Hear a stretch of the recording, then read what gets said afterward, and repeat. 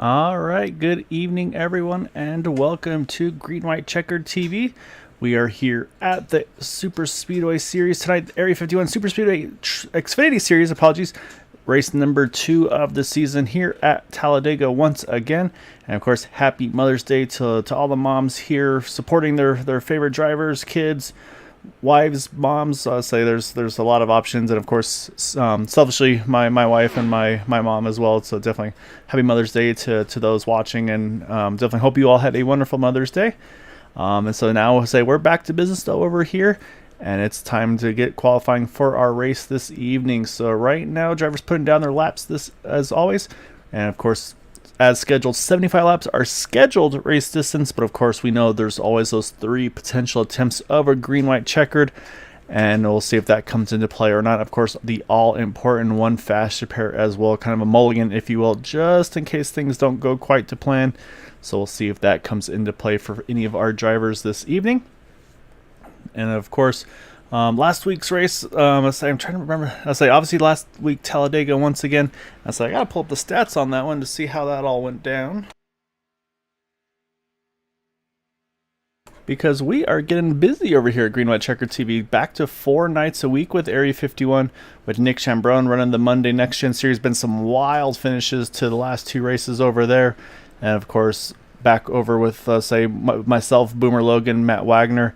We got some great help over there for Tuesdays and Thursdays, and of course back here on Sundays.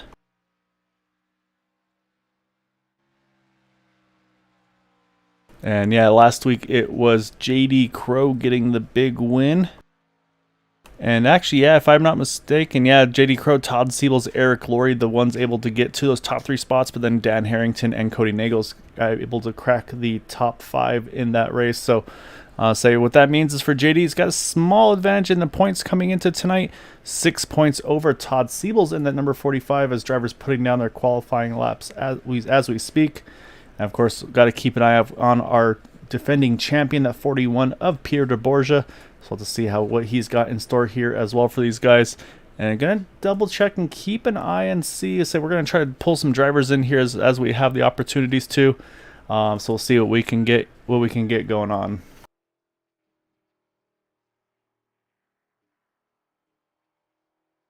Evening, Gaio. Good evening, Mr. Wagner. Matt stepped away for a moment to get some stuff squared away before we kicked off.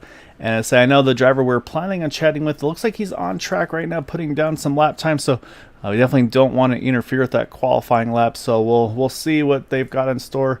But right now, though, it looks like, again, close qualifying. Looks like about 100th of a second, possibly between our top 2. But we'll wait for everything to finish up before we get to those final results. As we continue on here. Well, I guess I wouldn't say Happy Mother's Day to you, Matt, but Happy Mother's Day to your mom. Hope all thanks. is well. Hopefully you spoiled her a little bit today. Nah, not too spoiled. Yeah, you gotta make sure you don't enough to not get yourself in trouble. I think that might be the main key for things. But again, hopefully you all had a wonderful day this Sunday. It was a fun weekend of racing as well. The inaugural Miami Grand Prix for those that follow F1, and of course Darlington never one to disappoint. Always an exciting race at Darlington. Wild finish there as well. So I won't spoil it for those that maybe like my buddy Chad Cole probably has it on his VCR. So don't want to spoil it for my boy Chad. Yeah. Talking like it's the 1990s, my friend. Yeah, man, it's the throwback week. So he's got to rock the VCR and see how it all shakes out. But we're letting these guys just finish up their qualifying laps. And like I said, we're waiting for our victim to finish up his 2 laps, man. Then we can drag him on in and get a word to see what he's got. And I think that has just completed qualifying. So let's do a quick run through our starting grid here, Matt, and then from there, let's go ahead and pull up those drivers. Let's go ahead and see what we've got here in store. Got a new face up on the pole. Yeah, Jimmy Crow Jr. on the pole here tonight. Everett Lang going to be on the outside there, but yeah, just over 100th of a second. And then defending champion Peter de Borgia in 3rd, Eric Laurie, Sebastian Marin, our top 5. Then you got Cody Nagels, last week's winner, JD Crow there, 7th. BK Anderson, Robert Dupont, Michael Taylor. And then 11th, 12th, you got Quabi Brooks, Zack Workman in the 18 car in 12th. Then continue on, you got Keith Horner, Les Levy, Michael Spell, Jack Walls, Charles Johnson, Bud Steele, Taylor Toller, Nick Monfretti, Derek Gilray, Brandon Briggs, Derek Walker, Robert Jordan there in 24th. And 36 drivers here tonight, Matt, so then you got to go keep going. Robert Rock, Jay Hilliard, Andrew Schroeder, Brian Grimm, Bob Fitzgerald, Dan Harrington, Richard Sanchez, Randy Miner, Todd Siebels, Charles Sanchez, Dean Wilkinson, and Mark Mastrella will be our 36th driver here tonight. Let me go see if I can hunt down my victim. Yeah, let's see if we can find that victim and we got a good look at that Ford Mustang pace car as the field getting ready to roll off here tonight. There you are. Let's get a hold of Derek Walker. How about say fan favorite on Facebook, or no, actually not. I'm sorry, not Facebook, Twitch. Derek Walker. So yeah, go ahead and drag him on over here. So all right, Derek. Looks like a new paint scheme tonight. Look like a little bit of cloud action going on that number 20. So take us through the paint scheme and take us through the game plan here tonight as you start to get rolling here. Hey, Guy. Yeah, appreciate you guys having me up here. I'm excited for tonight's scheme. I'm running the Not So Common Sense podcast car, which is a podcast I do with my friend Skylo every now Friday. over on not-so_common sense on Twitch. So she's a live animated cloud on the show. It's real fun to actually get to do a show with a cartoon character, kind of a dream of mine, and we get to do it every week. So yeah, I'm excited for tonight's race. I'm having some internet issues, so some people have said it's been kind of hard to stay behind me. I guess my car is kind of wiggling a little bit, so hopefully I'm getting that figured out, and we'll have a good race. So you got any special message and shout out to all your Twitch followers and all your people cheer you on? Just appreciate them being here. They're the lug nuts is what I like to call them, and they're nuts for sure. They support me every week, and they love the racing, and we tried to stream it tonight, we couldn't, so hopefully they all come over here and are supporting you guys. Yeah, so definitely appreciate their support. They've been nothing but fun. So yeah, definitely a blast to have them on board. So good luck though tonight. As I'm not seeing Dan Harrington, so they might have to make some. Oh no, actually I see Dan now. They're a little bit further back from you. So hopefully you two can hook up and have some fun here tonight, man. Oh, absolutely, man. I appreciate it. All right, that is that 20 of Derek Walker. So let's jump up front hill, Matt. And that's going to be that 39 here, Jimmy Crow Jr. He is going to lead the field to the green. And then right to his outside, that 24 of Everett Lane. Looks like also a new paint scheme there on that 24 machine. Hello, he's going full Mother's Day on that one. So very, very nice looking on that number 24 car. So there's a couple throwbacks here as well, with obviously Darlington being the throwback weekend. So a lot of fun ones here tonight. We'll have to try to see if we can take a look and get those kind of good views of those guys. So yeah, pretty neat to see what these guys have on these paint schemes. Everybody's always got some originality in these ones. So that being said though, Matt, we got some racing to do here. 75 laps, of course, as always, our scheduled race distance. Of course, 3 attempts of that green, white, checkered. So we'll see what we got in store here as they come through the travel. And we're going to kick things off here, Matt. 75 laps will be our race distance. 1 faster pair, 3 pit stops in the cards. It's going to be Jimmy Crow Jr., Everett Lang going to lead the field here to the green.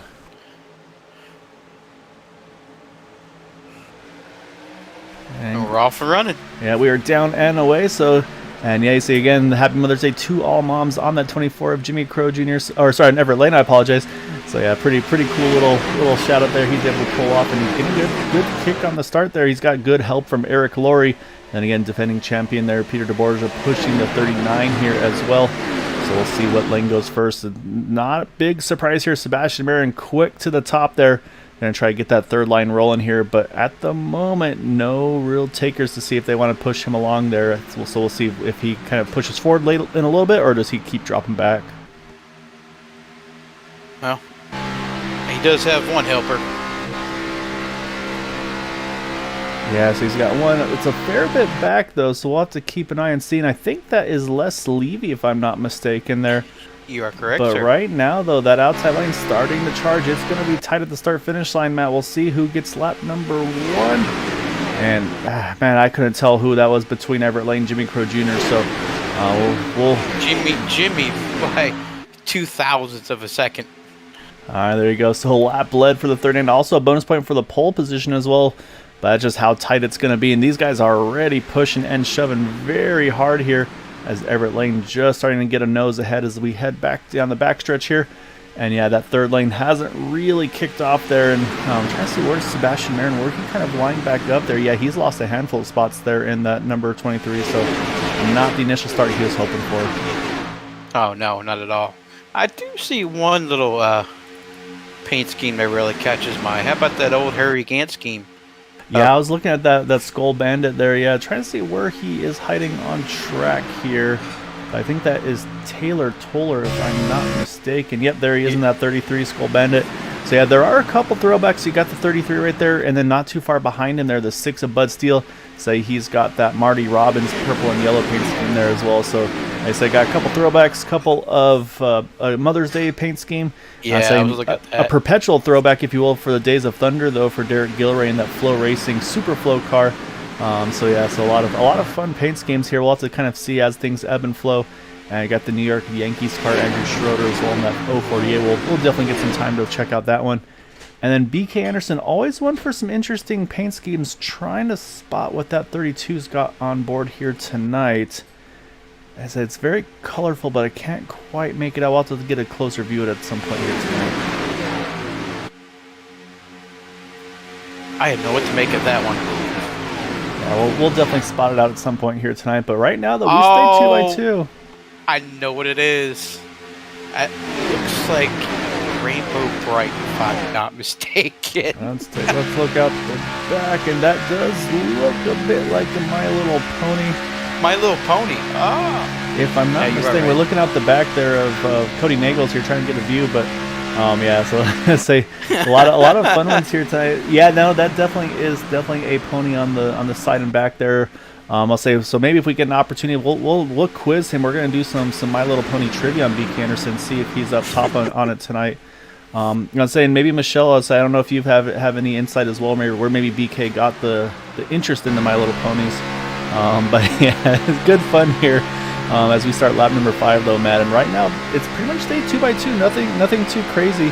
Oh, Rainbow Dash for his daughter. All right, there it is. Okay. Wow. Very, very cool. And that's, I mean, I think my daughter's grown out of the My Little Pony phase, being that she's 8 now, but she was definitely into the ponies for a fair bit of time. So that's very cool. Love seeing the paint schemes for the kids, especially too. I know at one point I ran the Dunkin' Donuts and Baskin Robbins paint scheme, I think it was, for my daughter, because there's lots of pink and purple, and she was very happy whenever I was in that car. Meanwhile, we do have one trying to make that outside work. It looks like Les Levy. Nobody wants to go up to that third lane just yet. He's just probably just going to lose a lot of spots here. Yeah, I'd say that's a big change on paint schemes. I say you go from Rainbow Dash there.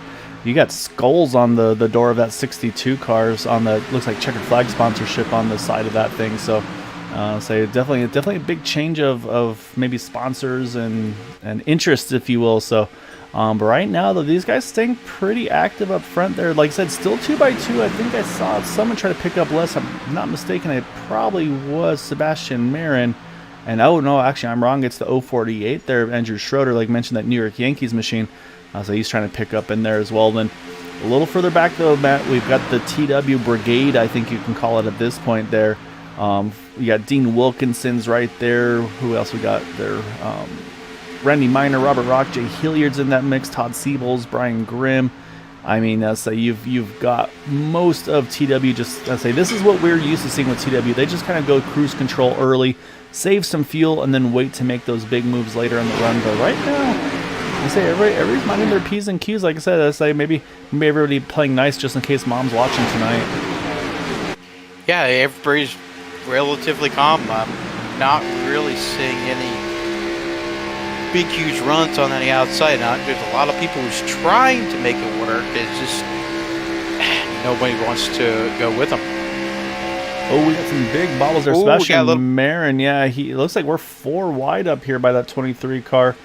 And yeah, we're definitely 4 for a second. Looks like he's actually dropping back here. Saw the flames come out the pipes of that 23, so something happened that he did not like. And I think I had to also just say that. Oh, he got squeezed right in the wall. Up into the wall there. I think that was the 74 Robert Jordan that caught a piece, but kept it straight here, so we stay green. So unfortunately, that's going to again just make things from bad to worse for that 23 car, but we'll hang on to the draft. But yeah, something definitely going on with Sebastian here. Not what he was looking for here early on. Yeah, he took a little bit of flight on that one. I'm surprised he kept his car on the ground and maintained control of that car. That is just unreal. It could have been gone from bad to worse for that situation there. Yeah, definitely could have. Now you start to see that third lane starting to form a little bit more. It looks like Les Levy's got some friends here, and I think, yep, Dean Wilkinson going to be the pusher here. Let's hop on top of this 55 here. I'll say because Dean's got a good look here. Ricky Bobby out the back there. And say, because, yeah, say Les Levy's on the bottom left there. He wants to go fast. And before Les got an opportunity there, JD Crow, he's going to try to spoil that third lane as well. But another thing to say is talk about sponsorship. You see those ticker on the top left of the screen. You see go through some sponsors. Levy Designs is on there. You can find him on Facebook if you're looking for any paint schemes or anything like that. Definitely take a look and take a search for him in that number 62 car. So I'm sure one of his own creations that he's got here tonight as well. As here we go, Matt. We found it took a few laps, about 9 laps, and now we're down to it here 3 by 3 here with about 5 rows deep. It's looking like. Yeah, I told you it probably wouldn't last. It was just a matter of time for people starting to get impatient. Yeah, Yeah, so at some point they just can't help themselves. They get racy and it's go time. So we'll see kind of what the winning strategy is. But right now, say that middle and inside lines, kind of what we're used to seeing is what works fairly well here. At some point, we will see that third line really start to pick up the pace there. But right now, though, these guys just, say Pierre de Borgia, he saw that. He's like, yeah, you guys go on ahead. I'm going to roll back just a little bit here. I'll say defending champion showing a little bit of patience earlier on in this 41 car. He's going to try to find a spot to slide up, and there he goes right next to Brandon Briggs in that 63. And now the 6 of Bud Steele. But right now, it's up front still Eric Laurie and Cody Nagels leading the way here. But now JD Crow starting to form that third line, and look who's up there, Matt. Third car in line on the top side. Does it surprise you? Never a surprise to see Keith Horner running that top side. He loves to run that top, and I say if there's a night you see him on the bottom, you have to wonder if something's wrong. But what's happening now though is we've got Rainbow Dash here rolling the middle here, pushing the 06 of Cody Nagel. So we'll hop on board with BK Anderson, get a good look here. As I say, you can see just kind of the main, if you will, of the 06 as they come through the backstretch. But there's a big charge on the outside line. That 5 car trying to see if he can clear the 06. Can't quite do it there, so it's going to stall him out just a tiny bit. He's probably going to get him on the front stretch if he could, if he stays right on that rear bumper. And so it looks like the 83, that black car in the middle there, Jack Walls, looks like he's in maybe some sponsor negotiations with Pennzoil, because not seeing the normal yellow paint scheme on that car and the unsponsored black. So either maybe in the paint shop or maybe having to do some negotiations, because Jack has been in the podium a lot this opening few weeks of the season and over the pre-race as well, preseason I should say. So maybe Jack trying to renegotiate his terms a little bit, kind of play some hardball with those guys. But there goes Eric Laurie. He is rolling off to the bottom as well. I think he's going to copy the same as we saw from Peter de Borgia, and that's going to drop low. Cody Nagels drop to the inside, and now that's going to move that 32 of BK Anderson to lead this middle lane here with Les Levy now behind him.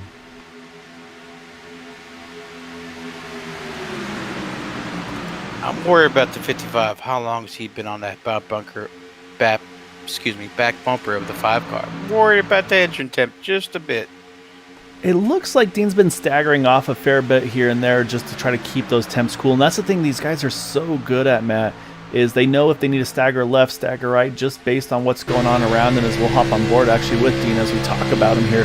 As you can see right there, he's got about over half a car off to the right side there through the turn. Just cool it off a little bit through the turns. That way you can try to latch back on and get that big push down the back here.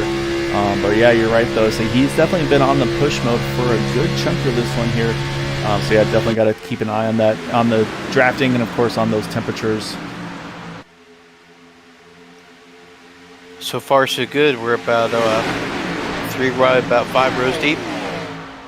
Yeah, the inside line's starting to creep a little bit further out now, though. For the moment, I should say, it's again, you kind of get that ebb and flow, but what I am seeing those, we also got some of those guys that are definitely just cruise control for pretty much from the drop of the green. Zack Workman in the 18 car, new to the series, but he's been pretty much a perennial front runner from the get-go in that 18 car. Then you also see the 07 there of Robert Dupont was just tantalizingly close to having a chance at a win last week, or on Thursday, I'm sorry, at Talladega. Unfortunately, a late race incident come out of 4. Unfortunately, cost him a chance to get after. He still got a podium, but didn't get the win he was hoping for. You see the 53, 88, Quabi Brooks, Michael Spell, same thing. I think these guys are definitely playing the fuel mileage strategy at this point in the event here. So right now, say there's always those strategies coming into play, Matt, because we talked to some drivers and they said if you're full like foot to the floor the whole way around here, maybe 18, maybe 19 laps of fuel. So based on that, maybe about 5 more laps till some of these drivers have to hit pit road.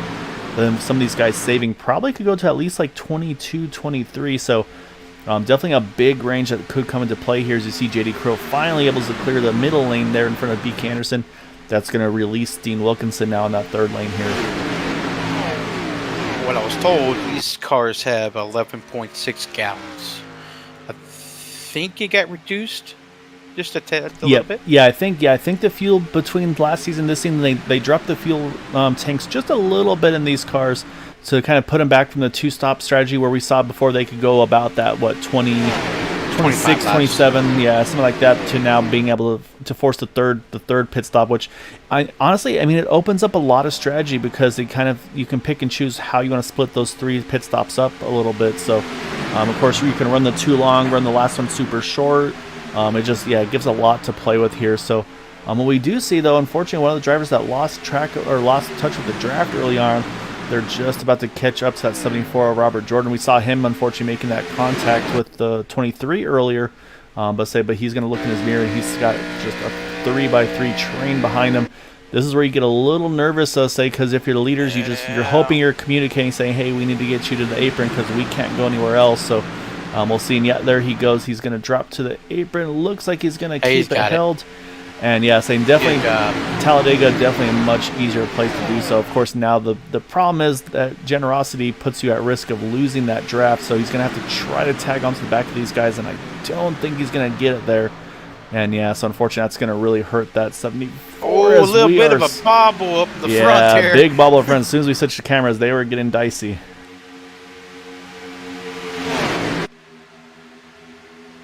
So now here's where things come into play again, Matt. So we're on 17 of 75. Again, talk about some drivers maybe having to pit by 19, maybe even 20.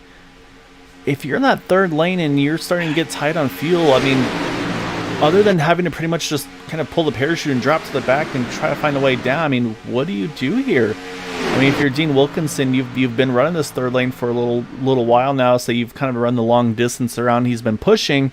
Right. But at some point he's going to have to say, like, I'm going to have to do something. But here comes BK, though. He's going to jump back to the top side here, so we'll see what the winning, or maybe not the winning strategy, but the right move is to try to get that track position here. So, it's definitely going to start coming up to it here pretty shortly, and I'm sure we're going to see some teammates here try to kind of plan some strategies as it's getting tight. You're kind of dropping back a little bit. Yeah, I think you're exactly right. I think that 55 might be dropping that anchor to try to find an opening to get down here, possibly behind Sebastian Marin is his first opportunity.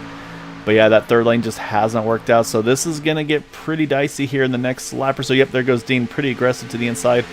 But this is only to the middle lane. This didn't get to the bottom yet. So we'll see, though. Maybe we see some drivers try to hit pit road here.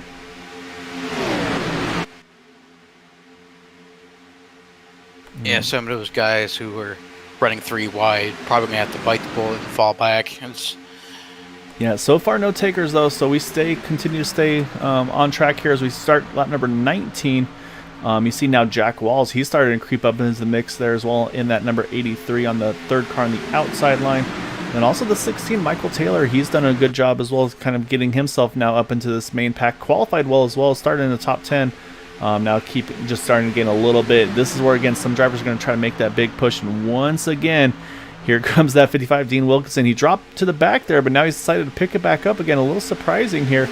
I'll say he's got help, though, from that 20 of Derek Walker. I'm very, very, very surprised that he's still trying to use that third lane. I'd be more concerned trying to get pit road here.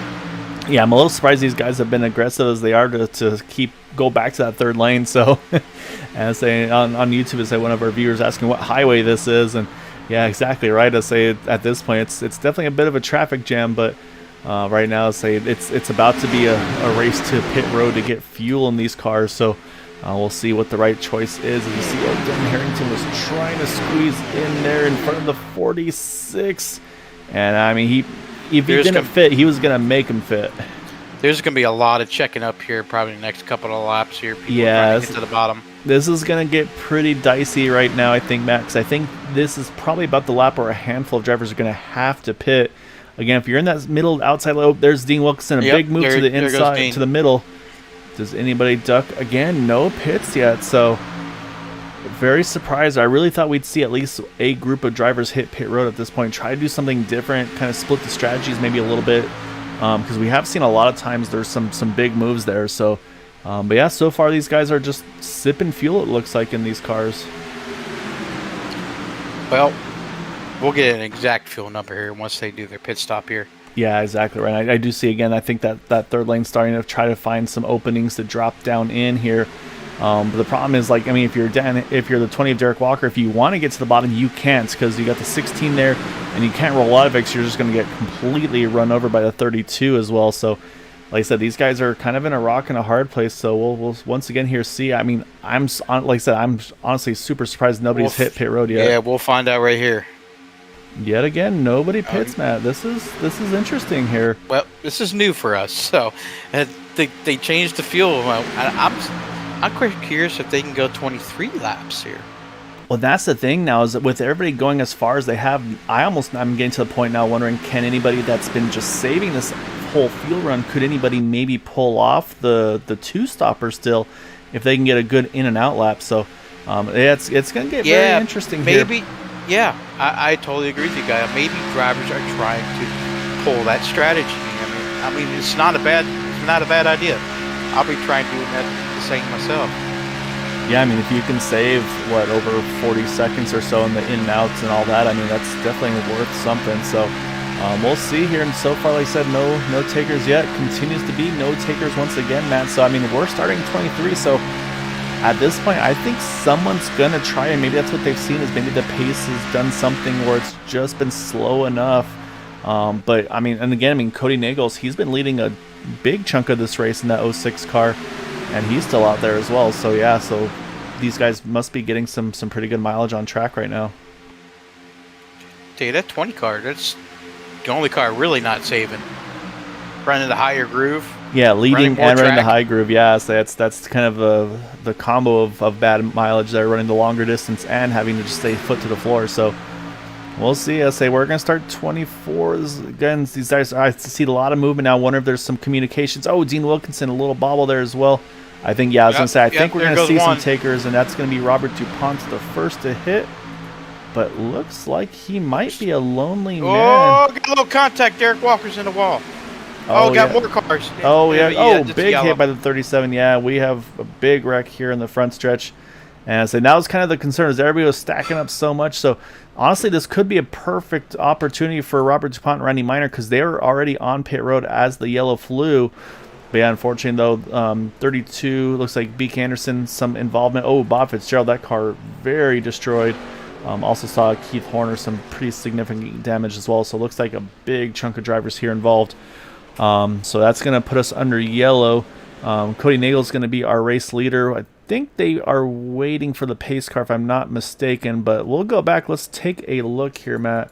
Try to get a view of what exactly happened. So unfortunately, I was focusing on the pit road, and saying that was when everything started to kick off ahead of us. I looked like somebody was trying to get in the second lane, and it just wasn't working out. Yeah, so we'll take a look and say we see the 16 and the 23, and then just contact between the Ally car there of Charles Sanchez and then the 20 of Derek Walker, and just looked like, unfortunately, it's kind of moved up. And then what happens is you can see just in the off to the side there, just kind of the reaction that happens from it there. You see Charles Johnson and the 32 Beak Anderson get into it.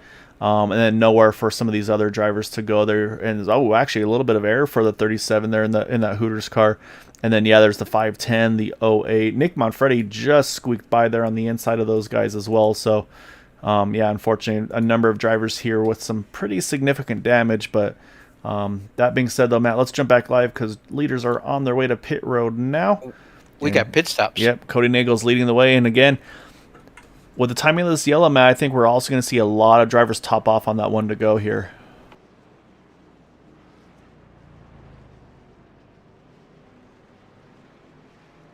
I don't blame them. And you see right there, saying that's right there. You saw Peter DeBorgia. He just made his kind of intentions known there. He drove straight through pit road. He's going to come back in the second time around to be able to fill it up and get the end. So I like the strategy from the 41 because I'll say we talked about maybe drivers topping off, and I think that's exactly what he's got in mind. But really, I think the net winner of these, we just talked about those drivers that pitted before this all kicked off. That 07 Robert Dupont pitted before the wreck, or was on pit road when the wreck happened. Randy Minor in the 101 as well. So they were on pit road. They were able to get serviced and are going to cycle out towards the front unless they choose to drop into the pits, which I think at this point they've got to stay out already. So let's pull some drivers up here. Let's talk to Peter DeBorge. Let's see what he says about that pit strategy here. Yeah, I'm down with that.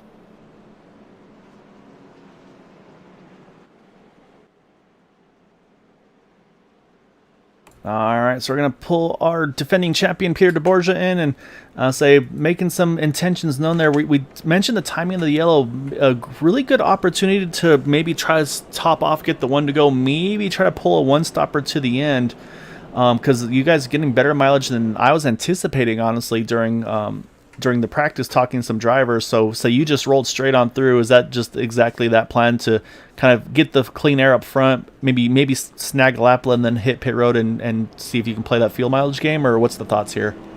I mean, yeah, that's kind of the big picture plan. Once I didn't get the lap lead at the beginning, even though I started third, I knew I wanted the bonus would eventually. So I kind of just I had to, the close to the front spot there on pit road and was just playing it by ear. If anyone else stayed out, I was going to box. And since nobody did, that was the bonus point opportunity for me. But yeah, I'm definitely just going to hang in the back.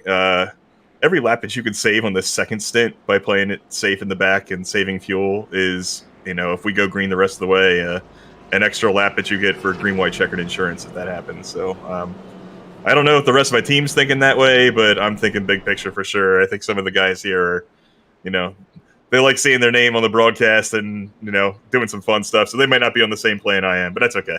Well, I mean, tell them going off strategy gets attention too. That way they can get some extra TV time if they want to. But yeah, I mean, it's going to be interesting. And like I said, I mean, the fuel mileage obviously last season was pretty much no brainer. I mean, you can make it on 2 stops. Here it's right on the absolute edge. So is that a thought where it's like, okay, maybe try to see if you can stretch it on the 1 stop to the end here, or at this point do you think you're pretty much still going to have to at least take a splash at the very end?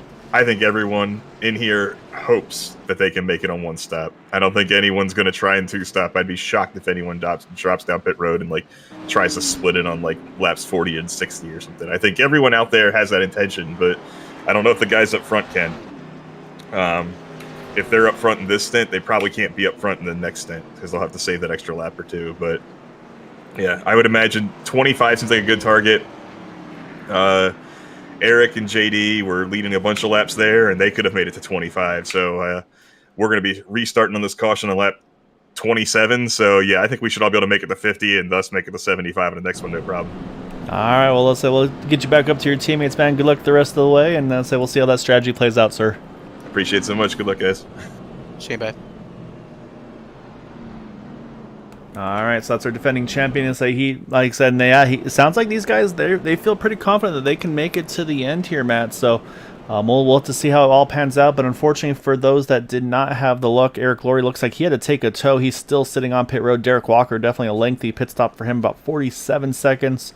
So we'll see. So pretty much we have the top 16 going to Brandon Briggs that pitted on the yellow. And then from Randy Minor on back, topping off on that 1 to go. And then surprisingly, somehow with the way everything cycled through, even with being able to pit for the yellow, Robert Dupont did not come out with the lead. He comes out in 4th. So it's going to hand the lead over to Everett Lane and Cody Nails on that front row.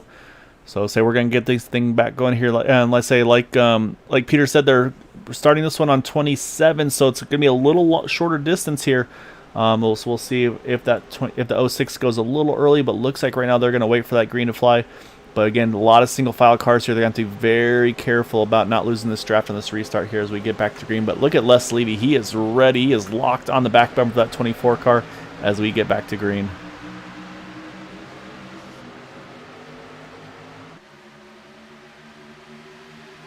Yeah, I got one driver serving a penalty for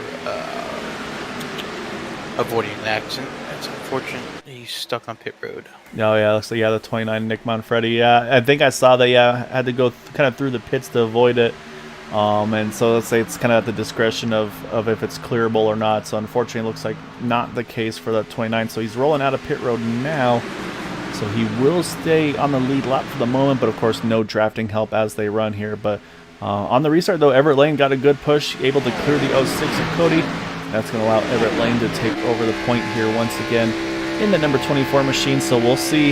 This will be an interesting combo, Matt, of aggression versus fuel save. What's going to be the best opportunity for these drivers here? And I'm saying the one that I really kind of point at there is that 07 Robert Dupont again pitting at 23 under green.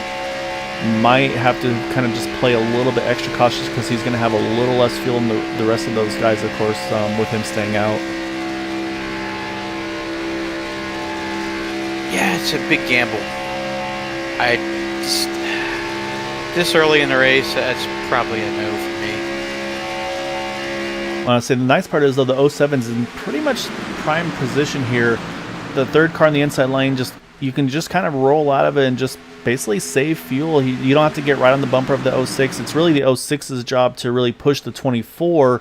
And then when things get really dicey, of course, then you want that third car as tight as you can on that second car without pushing them, of course. As kind of the unwritten rule of you don't push the pusher. Usually that third car pushing winds up causing some trouble, but we'll wait and see. But yeah, right now I kind of like what Robert's doing here, just kind of in a nice little pocket here. And then right behind him, kind of Mr. Fuel Mileage, Jack Walls in that 83 car.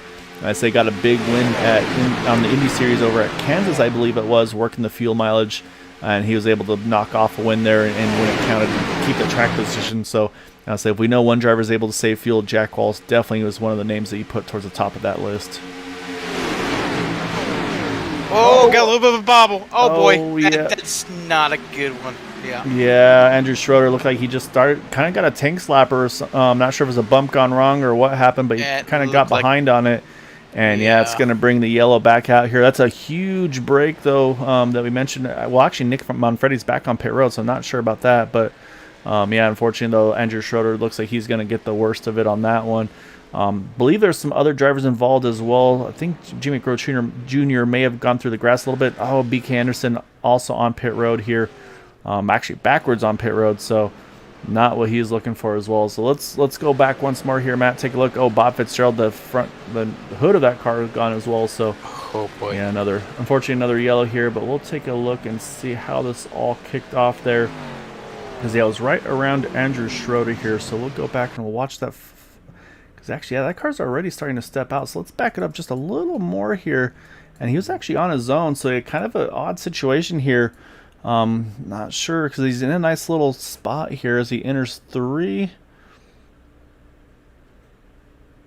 And yeah, just once he puts the wheel to the left, it just wants to snap on him. You can see then he tries to catch it, and then from there, of course, you're just trying to save that car. And unfortunately, say Charles Johnson, there's nowhere Charles can go, and there's the 32 BK Anderson. He's kind of in the same boat. Bud Steele.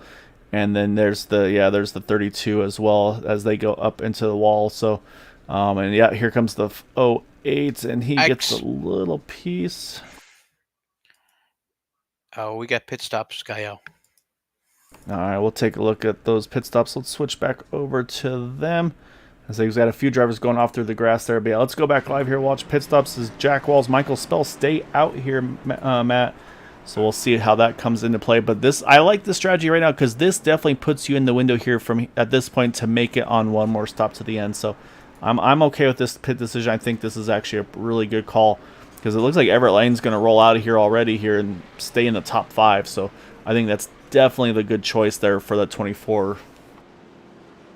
So we got 3 cars that stayed out. Am I correct there, sir? It looks like 4. It's going to be Jack Walls, Michael Spell, the 28 of Charles Sanchez, and then the 37 of Keith Horner. So yeah, so they're banking on maybe the yellows saving them the fuel that they need. But yeah, so pretty much from Everett Lane on back, though, all these drivers hitting pit road, looking to see for maybe some damage repairs if anybody had some lengthy pit stops. And yeah, Charles Johnson definitely one of those, unfortunately. Because yeah, he's got the whole front clip missing on that 9 car. And then Bob Fitzgerald just rolling out of pit road now, about a 39-second pit stop. It looks like they found a hood, though, popped back on the top of that car, so that's a good opportunity for him. However, that car's still pretty significantly damaged. Brian Grimm as well, rolling out of pit road as well. And then, yeah, unfortunately, Andrew Schroeder still in pits. And then, yeah, Nick Manfredi, this is the one I'm not certain about.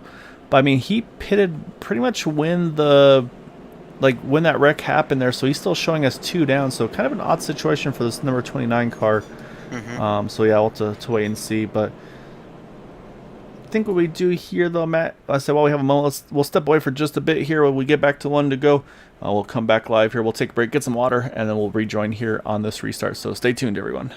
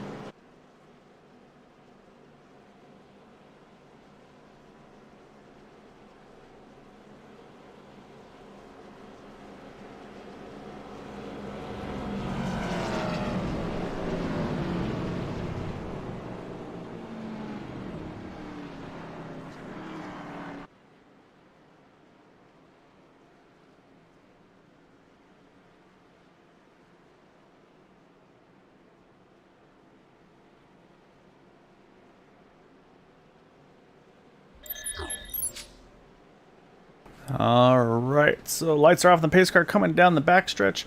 So again, top two, actually now I should say, did not pit. Jack Wells, Michael Spell. So we'll keep an eye on those guys. And again, I feel like for pretty much, I feel confident for third on back, they can easily make it out to the end at one more stop. A little nervous, I must admit, for the 83 and the 88, but we'll see. I'll say crazier things have happened. And we also still, once again, had a number of drivers go ahead and top off on that one to go as well. So we'll see what the option is going to be. Charles Johnson still sitting on pit road in that 9 car, unfortunately. So, but yeah, so let's say we're going to restart this thing back at lap number 33 here. So not quite at the halfway point yet. And I'll say we'll see. I think we got some teammates here lined up here. That 83, 88. Do we see some strategy possibly between the two of them? Maybe go early. Say could again sometimes catch some drivers napping on that restart. Could put them in a spot where everybody has to chase back up here. So we'll keep an eye on that as well. Yeah, right now Jack Walls and Michael Spell, like I said, leading the way. And right now looks like they're going to hang for the moment. And looks like they're going to wait for that green flag to fly. So I'll say they're going to keep everybody bunched up here. So pace car, as you saw, was off, waiting for that green flag to fly. And we are down and away. Starting lap number 33, again, of that scheduled 75.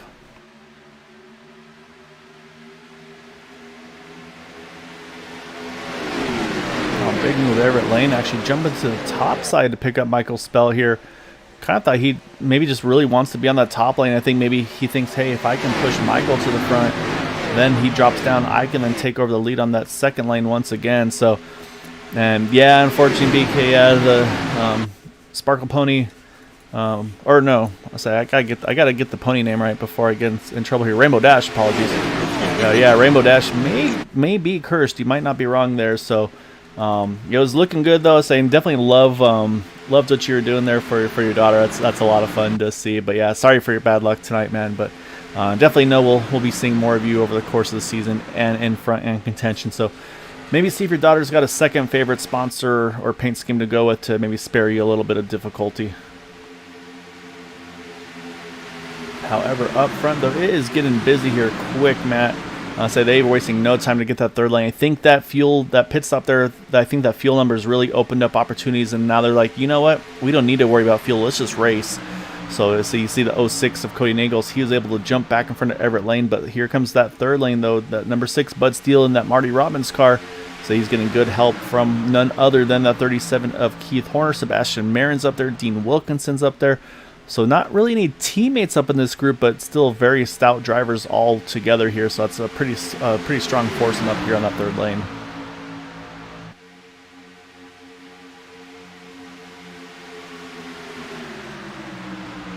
Looks at that outside line is not really looking as good as we're used to. Yeah, it looks like they're still kind of trying to feel each other out a little bit too. It seemed like you can see that just there's that little bit of the side-to-side motion, kind of again not staying quite locked onto each other. But I think this might be a big push here down the back for the 6 car. But still, I think we might get an opportunity to clear that number 07 of Robert Dupont as they enter 3. But nope, still not quite enough to do it. Oh, there's a 37. He's hanging on to it. Yeah, that was. We're not done close yet because we're 4 wide, and now we go back to 3. Sebastian Marin, that was a big pucker moment for that 23 car, but he's able to gather that thing back up as well. So that's going to really kill that third lane. Unfortunately, they'll have to regroup once more. But great job, though. I mean, the 37, Keith Horner made a small mistake, was able to keep it off the wall, though, for the most part, and didn't bring it down the track, which is usually when you try to pull it off the wall, it's going to yank off about 2 or 3 lanes, and you're pretty much guaranteed to cause a crash. But he was able to get it off the wall and still keep it under control there. And then, yeah, great hands as well by Sebastian Marin. So that could have been massive, but they were able to keep it good. And Brandon Briggs, he had a good momentum. He jumps to the top. Nobody goes to that 63 car. He's going to feel like he's got to find some friends here, it looks like. That is just great car control by Sebastian Marin. Hats off to that man. That man can drive. That's why he's a proven champion here in Air 51. The truck series, that is. Yes, Peter DeBoer just spoiled his party for trying to get 2 of the championships, but up front, though, say one of those drivers in that mix there, Robert Dupont, he's right back after it here. Now he's got help from that Flow Racing 46 there of Derek Gilray. Say another very talented painter as well. So say we've got some really good talents, like I said, throughout the field here, driving and painting all together there. As we're about to go, looks like that third lane starting to pick back up once more here now with Bud Steele and Dean Wilkinson roam the twosome. And we're about to catch up to another lap vehicle. I think that is Charles Sanchez. Charles Sanchez, yep. Yeah, so that's where people are probably starting to get on the radio and say, "Hey, 28, we're 3x3, so sorry, but you're going to have to go to the apron." So we'll watch, see if the 28 catches that and if he reacts to it or not. I say it's always a nerve-wracking moment though when you start to catch a lap car when you're 3x3. So but again, you kind of trust and hope that they're on board listening with you and they've kind of seen it and done it before. So we'll see, because it looks like they're going to catch him just out of 2 down the backstretch here. So hopefully all goes well here. But right now, Cody Nagel still leading the way by just about a car length or 2, as he's getting a lot of help from Everett Lane here. Oh, he's moving to the top. We'll see. This is gonna get a little bit hairy here. This is gonna get messy. And you see, yeah, Bud Steele has no choice. He has to just pretty much put the brakes on there. Yep. Good job by Bud. Yeah, so that's a tough spot to be in. But Bud made the right choice there. You never want to, but at the same time, too, again, Matt, we just crossed the halfway point, I believe, this time around. So, kind of, again, there's still lots, cross halfway there. So, there's still lots of racing to go. But, yeah, that's going to be one where for drivers going to kind of probably like, hey, in the future, this is probably the better approach to take. As that actually put the 28 from 1 down to 2 down. And actually, we've got 3 drivers 2 laps down right now. You've got the 28 that we just mentioned. Nick Manfredi as well. So this is actually the lucky dog battle right here between the 28 and the 29. And then, of course, the 9 of Charles Johnson. But unfortunately, so that car's still missing the front clip. But while we focus on that, though, Robert Dupont in the 07, he's found his way back to the front here. Again, he was a podium finisher on Thursday, had a chance for the win. Keeps on finding ways to put himself in the contention in these races. And that's really all you can do, Matt. If you just keep putting yourself in the position, keep those opportunities, when these opportunities will turn into a win. So that's exactly what that 07 Robert DuPont's doing right now. Speaking of that, we have a good lucky dog battle between the 28 and the 29. They're right beside each other. Yeah, Nick's chasing him down. I say he's going to jump to the inside because, the 28 moved up top. That's going to be a good opportunity for Nick here. This should allow him to get around that 28, but again, from here on, they just got to make sure they kind of keep it clean, though. So we'll see how it goes out. But you see also, they're going around the 510. You saw right there on the apron of Richard Sanchez. So not a good night for the brothers, unfortunately, as they're both multiple laps down here. But up front, though, it is tight between Cody Nagels, Robert Dupont, the 06, 07. I think Cody's cutting Robert a little bit of slack from time to time, kind of giving up the bottom just that little bit here. But it's now Derek Gilroy starting to get that big push from that 23 of Sebastian Marin.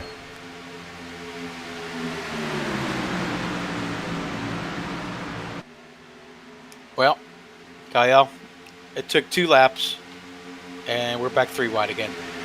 Yep, this time Les Levy, the one leading that third lane here. He's tried a few times. He just kind of, someone else wants to spoil the party and jump up top with him. But, man, he is getting a push from that number 6 of Bud Steele. But, again, can't quite clear there. So, again, we're going to see that inside line start to push just a little further forward through the turns.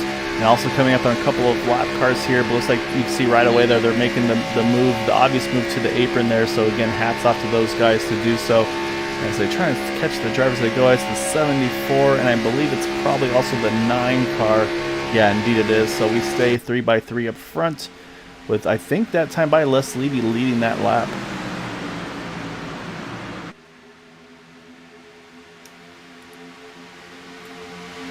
No. That'll be Robert Dupont. Okay, so got the right push at the right time for Robert, but I say that third lane, there it goes. Look at Les, they're able to go top to bottom there in one swoop there. So now Bud's going to lead with Dean Wilkinson behind him on that third lane, but that was a great move. Les got the pushes he needed, cleared both lanes, and goes straight to that yellow line in front of Robert Dupont. And so now Les going to hope to be the kind of the beneficiary of that push here, but right now that second lane starting to get some pretty solid momentum here.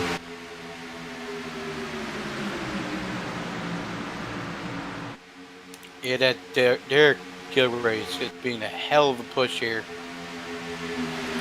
Yeah, no, Derek is definitely one to watch, and say he's been good, just hasn't had the luck as well in that 46 car. So, yeah, we'll have to kind of keep an eye and see. But right now, it's again just, and also I'm watching the third car in line, the 23. Oh, actually, there goes Bud Steele. He's going to do exactly the same thing there, straight from the top, straight to the bottom, as Bud Steele's going to move himself back to the inside line.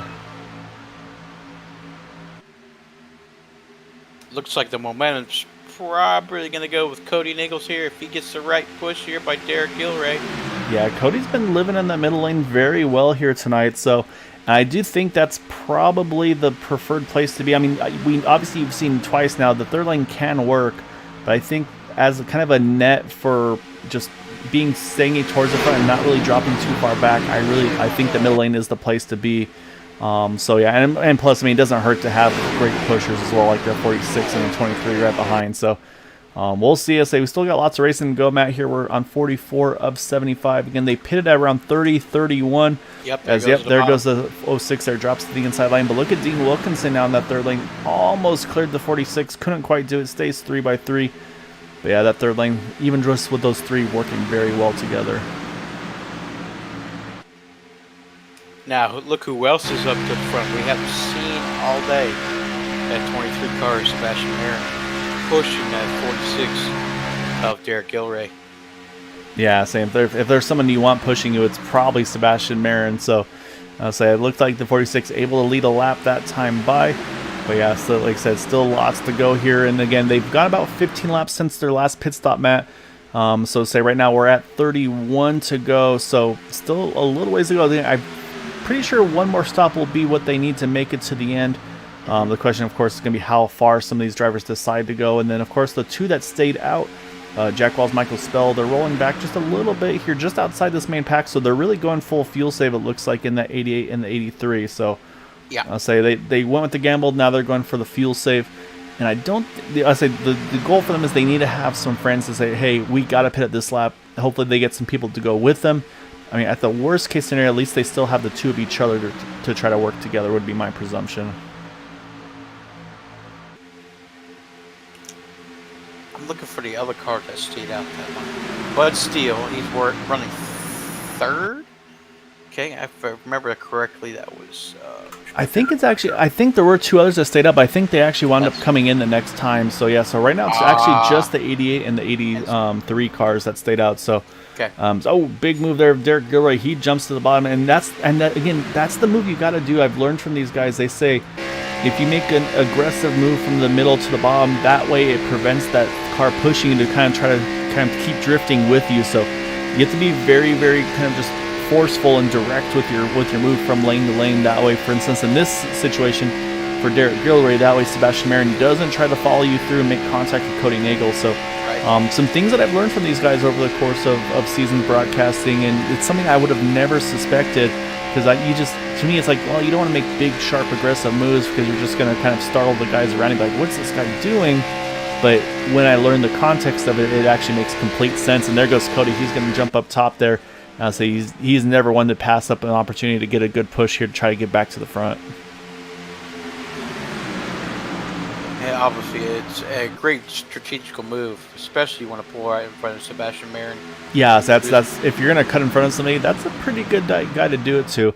Also seeing some teammates starting to form up a little bit there further back. Dan Harrington and Derek Walker, they have found each other here, Matt. They're the fourth and fifth cars in the outside line, the 82 and 20. So that's always a nice thing to have at some point if they start to get ready to make that charge. But right now, looks like they're pretty content here, holding steady. A little bit of contact on the entry. Hold up, boys. Hold it, boys. Oh, no. It's going around. Unfortunately, that's going to bring out the yellow. Oh, Derek Gilroy in that mother scheme. Yeah, we're watching the 24 of Everett Lane. He was involved. Yeah. And, yeah, unfortunately, just wasn't quite clear. And then that accordion effect kind of found its way back to Everett Lane. Just wrong place, wrong time. And as it was, again, it's how quick those gaps close. So let's go back up front here. We'll take a look at as it happened here with our lead pack. So you already see the 46 trying to clear, or sorry, the 06 trying to clear the 46. A little bit of contact on the entry, and then from there, I mean, the 06, I mean, he's just trying to save that car. And you can see everybody starts trying to back, as everybody's recovering, you see, again, a little bit of bump. Everybody starts dropping back a little bit. And then unfortunately just it finds its way back to Robert Dupont and Les Levy. And then it gets to the point where it gets to the 88 of Michael Spell. And then that's where the 24 gets spun around. And I'm trying to see if there's anybody else involved. The 33 as well, just caught the now Taylor Toller. But honestly, Matt, for where that incident occurred, for it to just be those 2 or 3 cars, that's pretty impressive on its own there, yeah. So we'll jump back live here, though, because we are under yellow. Drivers catching to the pace car. And see the 510 there actually was just about to get put a lap down there. He's going to get to prevent from going that extra lap down. And that lucky dog battle, Matt, we're talking about that from going 2 down to 1 down. I'm showing the 28 ahead of the 29, so I believe the 28 to Charles Sanchez should be getting one of his 2 laps back, which again from there should put him in pretty much the catbird seat to get that second one back as well if we get another yellow.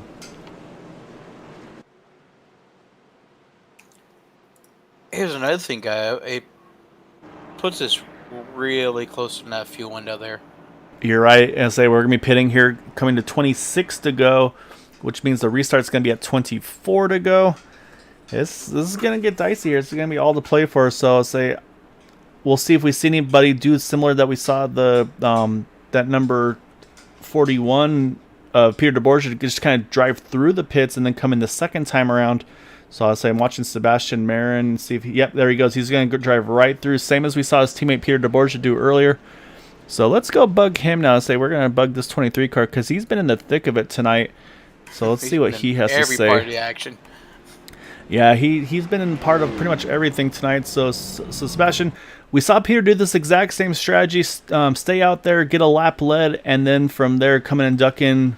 Because of course the timing that's yellow as well here, right on the absolute edge of fuel numbers as well. But we got to go back to a couple things. You've been in the thick of pretty much everything tonight in that 23 car. I mean, you had a little bit of contact earlier, able to regain control and keep the car in one piece, and then get back to the front a little bit later on. I mean, how busy has it been for you tonight?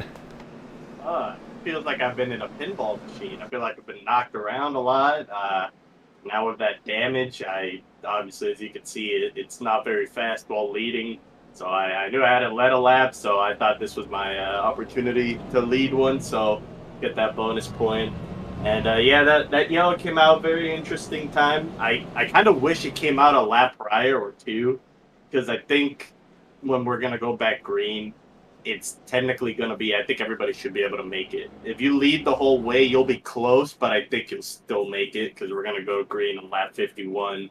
And that first stint, I'm pretty sure you could have made it 25 laps. So it's going to be interesting here. Maybe the gloves are going to come off, but it should be fun here. So you had a brief, like a pucker moment when you went 4 wide going in. What was it, turn 3 going into 4 there. How was that going for you? Oh man, I feel like it happened twice. There was once a check up to the trial, and I was put 4, and then I saw that I was 4, so I started lifting since it was so early, and then I got put in the fence by someone, and I was like, oh, okay, geez.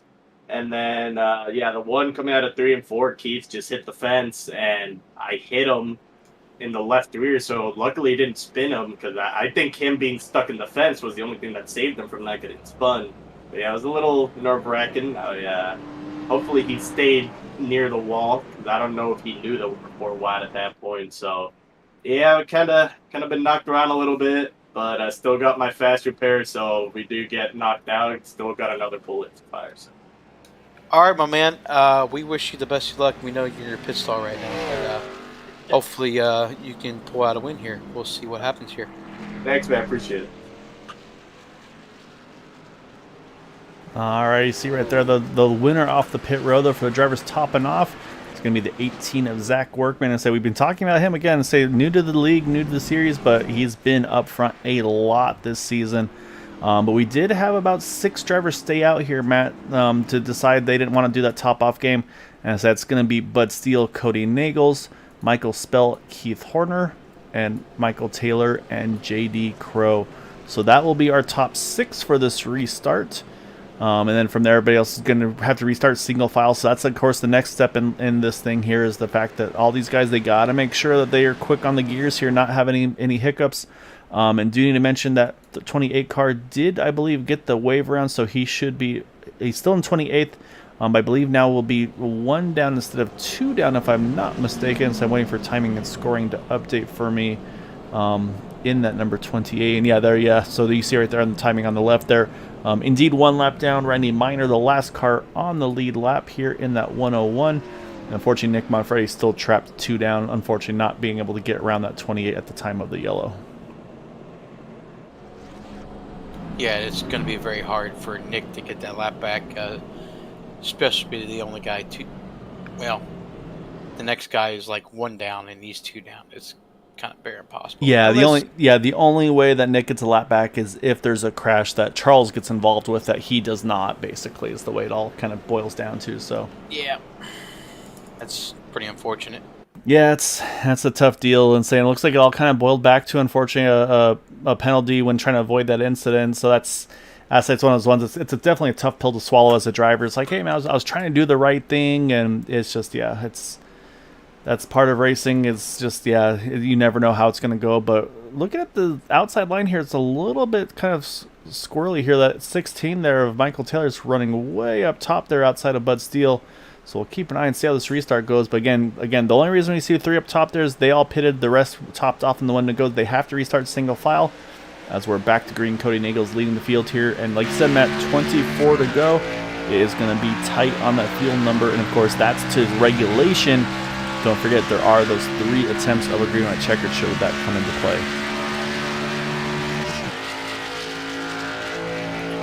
Everybody's going to be tight on fuel in it now. Yeah, same. I really don't feel like I want to be the car leading right now. In case we get a green-white checker. Exactly right, it's kind of back to where it was before, where this is going to be kind of that mixed bag of, do you want to lead, do you want to just cruise? Whereas that second time the yellow came out, then everybody's like, let's go, we're just going to go for it. So yeah, I think we're back to that mixed strategy here, as you see moving a little bit further up now. You see that 41 and the 23 working together there, Sebastian Mayer and Peter DeBorgia. And they're going to start to pick up this 3rd lane here. That's going to definitely be a potent duo, because those 2 are the ones that were going for the championship last season head-to-head.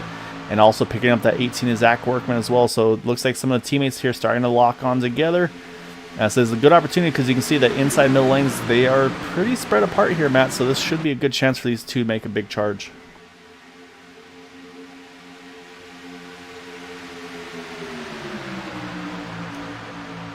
JD Cruz is going to join the party leading that top side now. And he's going to get the push from that 41. Looks like he should clear the middle lane should he choose to. And he's going to take it. So he's going to drop to that middle lane in front of that 16 there of Michael Taylor. That's going to leave those 3 teammates up top there. And also Derek Guillory trying to peek into that party as well. So right now the Bud Steele still leading the 06 of Cody Nagels. But here comes that 5 and the 41 starting to lead that 2nd and 3rd lanes. I really, really like where Dan Hamilton is running. He's cruising back, right in the safe spot. If there's an accident, you got really to avoid somebody. And he's right in the back, saving fuel right. It's just perfect spot. I like where he's running right now. Yeah, so it's a really good spot to be in. He's got his teammate right in front of him as well at 20 of Derek Walker, sorry. As you see, the 41 there clears both lanes. He jumps straight to the inside in front of the 6 of Bud Steele.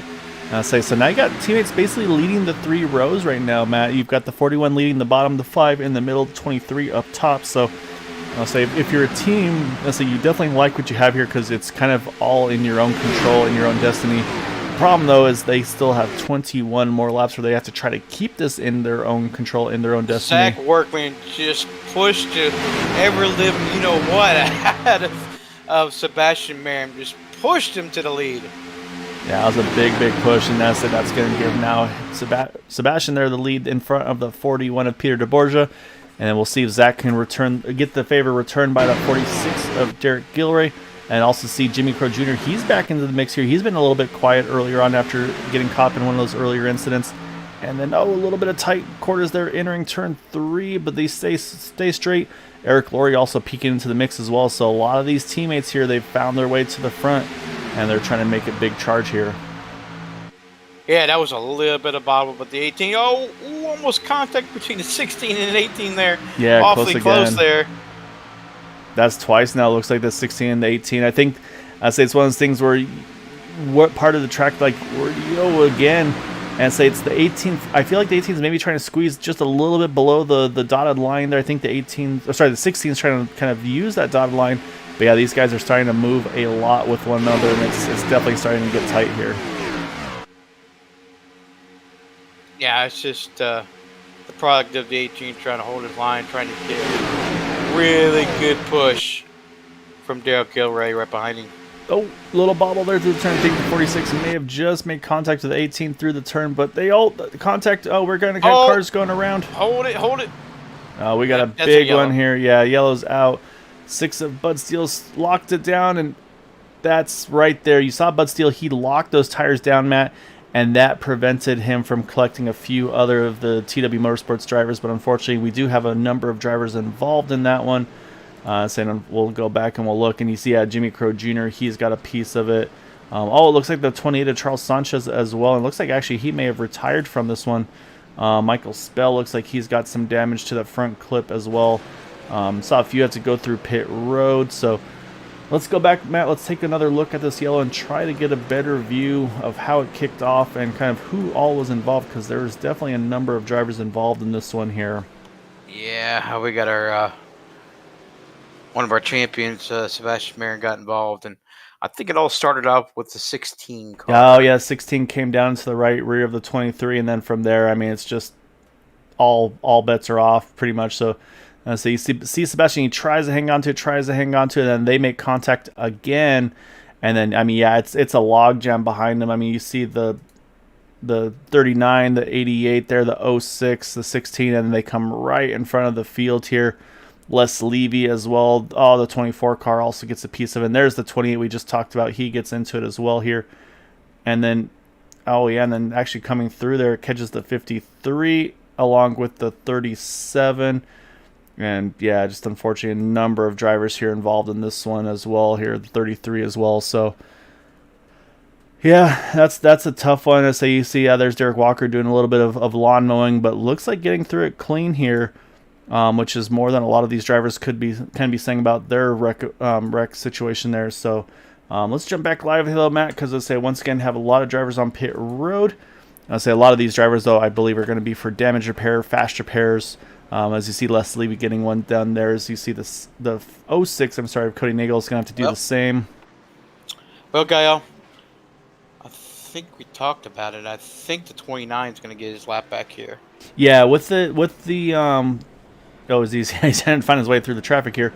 So that's going to put him down from 2 down to 1 down. So he still needs one more break around here. So, but yeah, so we did have a number of drivers stay out though, Matt. So Peter DeBorgia, from Peter DeBorgia to Dan Harrington, those 7 stay out. From Les Levy on back. Some of these, of course, fast repairs. Some just trying to maybe get a little fuel advantage as well. They also hit pit road here at 57. So obviously, no question mark on fuel for these guys. Now they can go and green, white, checkered as well. So I would suspect as Cody Nagel's taking out some aggression on that poor blue cone on the exit. So yeah, so unfortunately, that's I kind of don't blame him for a minute there.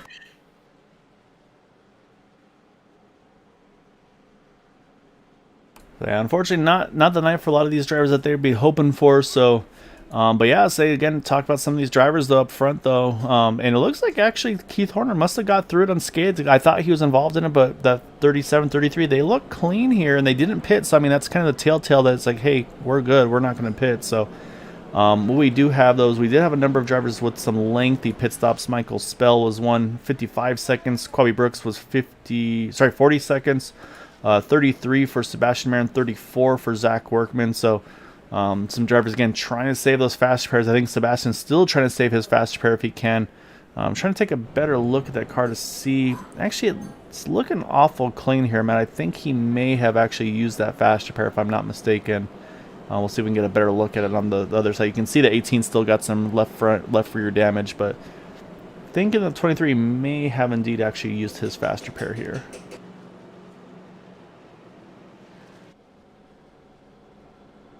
Yeah, he was going to have to. He had a lot of damage.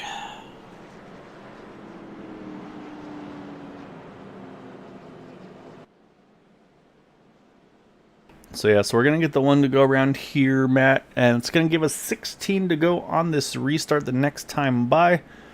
Again, top 7 did not pit under this yellow. Say they're banking on the fuel mileage now just based on the amount they're saving under this yellow here. And then from Cody Nagels on back, these guys pitted under that yellow. They've got the fuel that they should feel like they should be good to go to the end. But yeah, unfortunately, you've got a number of drivers here, multiple laps down. Like you see Eric Laurie, unfortunately, with his previous incident, he's down, I believe, 5 laps. Same thing for the 74 car. And then, like you said, though, Nick Manfredi is down to 1 down, so he's still got some opportunities as well. But Still it looks in like, it. Yeah, but unfortunately, it looks like the some of these drivers retire. The 24 of Everett Lane, just wrong place, wrong time, nothing he could do. He has retired from this one. Oh man. And then yeah, so and then we saw earlier, obviously BK Anderson, Andrew Schroeder, also had retired as well. Yeah, after last week's race, I kind of felt bad for Everett there. Just things really didn't work out for him this evening. It's a tough break. Yeah, but on the plus side, there's still 10 races to go after this. So, say bad luck tonight. I mean, you never know when it'll turn around. So, and that's what brings these guys back. I feel like too is again, I mean, you got the competition, and it's just you kind of just can't help yourself. You get pulled back into it. So, we're gonna restart this thing though, Matt. Like I said, 16 to go. I think the only question mark for me on fuel is going to be those top 6 that did not pit under this yellow. Or no, I'm sorry, yeah, top 7. But I think, like I said, from those that pitted here from there on out, I think they're good no matter green, white, checkers. If we get to green, white, checkers and possibly more than one, I do worry about those ones that stayed out here. So we'll see. Up front, though, it's going to be that 41 and the 5, Peter DeBorgia, JD Crow leading the way. Row 2 is going to be Robert Dupont and Derek Gilray. Again, 41, he has control here. He could jump early should he choose to try to spread this field out a little bit. But I suspect they'll stay bunched up together here as we're going to get things going as they come through the tri-oval. And I say still have 26 drivers on the lead lap, Matt, as we get back to green. Looks like went just maybe a split second early there to try to pick up his teammates, and he goes straight to the top, picks up the 5, picks up the 46. And I think that was definitely a strategy call by these guys as they're going to start to build their speed back up. But unfortunately for Derek Gilray, not getting the push he needs yet. So we'll see. But right now they're staying pretty committed to that inside line. So we'll keep an eye and see what they do here as they come out of 2.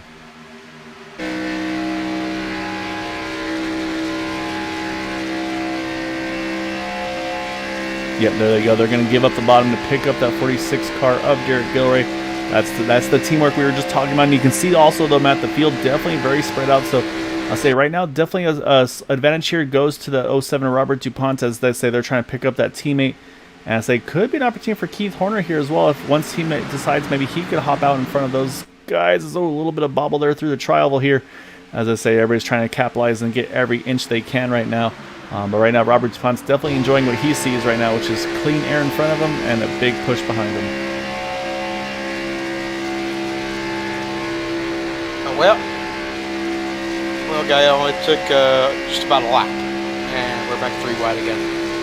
Yeah, but saying here comes the teammates on the middle lane, though, the 41 and the 5. Here comes that 46. And then you're right, though, that 3rd lane, I believe that's going to be the 06 of Cody Nagels, the 20 of Derek Walker. And right now, so I kind of expected to see the 82 of Dan Harrington there, but he's decided he's going to kind of run the low side here for the moment. So I'll say they kind of teammates splitting a little bit of strategy here, if you will. And again, like I mentioned, though, some drivers having to try to catch this pack right now. So we've got pretty much 15 that are solidly locked into this main pack here. But then Brian Grimm is leading this next pack about a second behind. They are closing the gap, but they're having to hustle back there. Sebastian Marin's in that pack as well. And then again, you got to go another almost second back to Dean Wilkinson, who's waiting for some help here behind him.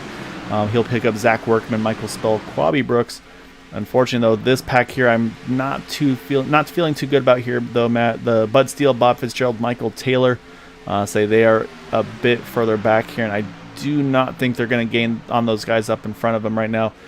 So we'll have to keep an eye and see. But right now, I'll say it's really actually now looks like Sebastian Marin is going to kind of be the caboose of this lead pack, because Dean Wilkinson's actually dropped back about 1.3 seconds off of Sebastian. So So these guys have to start pushing pretty hard to chase back up there, because they've been getting the benefit of the draft there, as Randy Miner puts down the fastest lap of the race with a 49.11 as he was chasing back up to the field here. But like you said, Matt, still 3x3. However, only 2 cars up top at the moment, so I don't think that's too big of a concern yet for those inside lines. Looks like we got 2 different packs here. Yeah, it's kind of turning into, it looks like actually last time by Brian Grimm puts down the fastest lap of the race at 49 flat, a full second faster than our leaders there. So and here comes Jimmy Crow Jr. He's jumped up to the 3rd lane there as well. You see some of the TW drivers, they're starting to line up in that middle lane as well, the 45, the 40, the 101. So they've got a pretty good just stable of drivers right now. And then here comes actually Dean Wilkinson. Looks like they are going to catch back up, Matt. They're down to about 0.8 of a second. So we're going to probably see some pretty big lap times out of these guys in the next lap or 2 as well to try to catch back up to it. As 49.26, but again about a full second faster than our leaders here. So I think that's going to give us back to 23 drivers in this lead pack here, battling for the win here at this point in the race.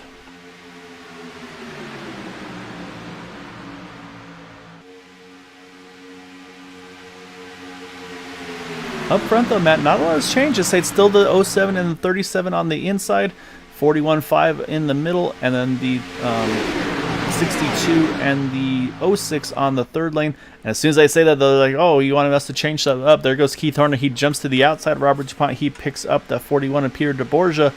I say he's going to try to get a big push, see if he can jump in front of that 07. He does, clears immediately straight back to the bottom, as he's going to continue. He's going to lead that lap, and now he's going to try to lead that inside line. But now Peter's getting a big run here through that middle lane. Also really opened up the momentum for that 3rd lane, again being led by Les Levy. So like I said, right now it's really anybody's guess which lane's the lane to be in. But again, we've still got over 10 laps to go. It'll be 10 to go at the line. But right now, Les Levy's got just a nose ahead as Cody Nagels is just shoving him down the back. Oh, getting a little tight there in 3 between the 07 and the 46, but we stay off of one another. And I say, while we're watching that, as I even catch there, Peter DeBorgia, he jumps to the front there, hops in front of the 37 car. So I say everybody's starting to make those moves now, Matt, trying to figure out where do you want to position your car here in these closing laps.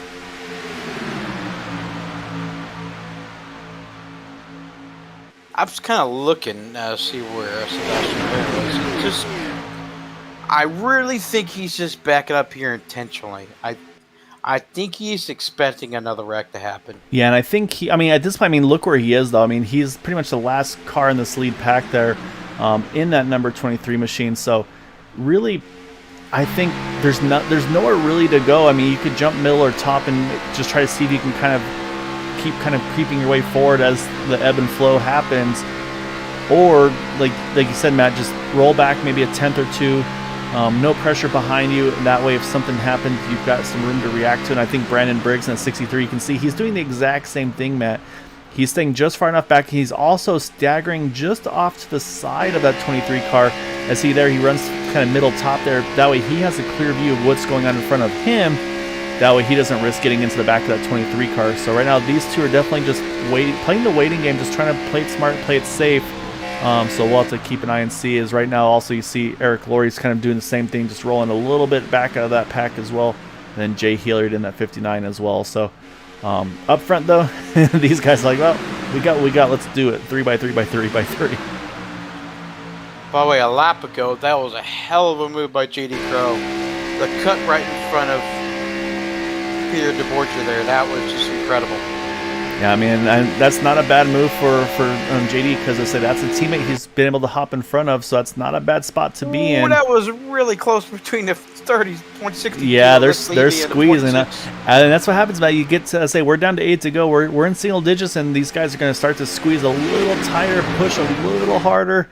And that's probably exactly why Sebastian Marin's rolled off the back, because, again, as tightly packed as these guys are, if there's a wreck, it's going to be big, unfortunately. So, it's, again, that's not what we want to see. We want to see these guys race it out, but, you kind of go with the numbers. And that being said, some of these numbers are wrong. Obviously, on the Kentucky Derby, so a very, very big upset over there. So, can't always trust the numbers, and we have seen these guys run 3x3 for about 15-20 laps and make it to the end of green. So we'll see. But there is a lot of bobbing and weaving from this front pack right now as we're getting down to 7 to go here. Yeah, we're going to have 35 unhappy drivers. We're going to have one very happy driver by the end of this one. Yeah, exactly right. 6 laps to go. So I'm a little nervous for Brandon Briggs. I think he's dropped just a little bit further off than he'd like to, but looks like he's going to grab back onto the pack, so it looks like he should be okay. However, you mentioned Sebastian Marin rolling into the back. Looks like he's about ready to start doing some more racing here. So I'm a little nervous. Like I said, I would be still waiting at this point because I feel like as a whole, you're only going to gain about probably 4 or 5 spots at best if there's no yellow. However, if you stay where Brandon is, I feel like you have an opportunity of gaining a dozen plus spots if you can get through the wreck unscathed. So we'll see. Yeah, he's in the hornet's nest right now. Yeah, so there's no reprieve. And he's also kind of in a TW sandwich there in front of him, behind him, to the left, to the right. So he's going to feel like he's going to dream about TW tonight. But right now, though, JD Crow, Peter DeBorgia are working very well together here on that bottom lane. 37-46, that's still not one to kind of lose focus on. I could easily see them making a big move. And we know how good of a pusher Cody Nagels is, and Les Levy's put himself in a great position in that 62 car as well. Oh, that middle lane checking up so hard. Yep, okay, they got it.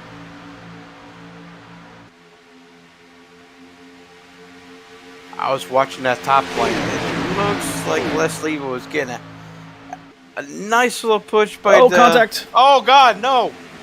Oh, we got a big one here out of 4. Say some of the leaders are going to get through unscathed, but still at the moment somehow no yellow. We'll see if the admins throw it out or not, but say we're trying to jump around and keep an eye, but we're down to 5 to go, and yeah, no yellow thrown by iRacing. We'll see if the admins step in or not. At the moment, it has not come out, so we stay green. So I'll try to jump back here, Matt. I'll try to take a better look at it real quick before we get back to it here. But yeah, unfortunately, though, it was definitely what looked like should have been a caution to say some contact up front. I mean, yeah, you've got cars going left, right, center, backwards, even as for some of these guys. So, but I think since it was off the racing service, iRacing deems it not to be a yellow. So we do stay green. But yeah, just again, definitely been a weird one tonight with timing of yellows, no yellows, but. What this has done, though, is it's kind of turned into about a 6-car breakaway here. Peter DeBorgia, Derek Gilray, JD Crow, and then you got Jack Walls, Robert Dupont, and Taylor Toller in that 33 Skull car, which is left. Unfortunately, they got teammates, but it's just the 2 of them here. Dan Harrington, Derek Walker, going to have to work hard together here to try to see if they can charge back up there, just in case those leaders get a little bit racy. We'll see if they can do anything, but for now, this is the battle here as we're down to 4 to go. Matt, 3.5 as we go down the back.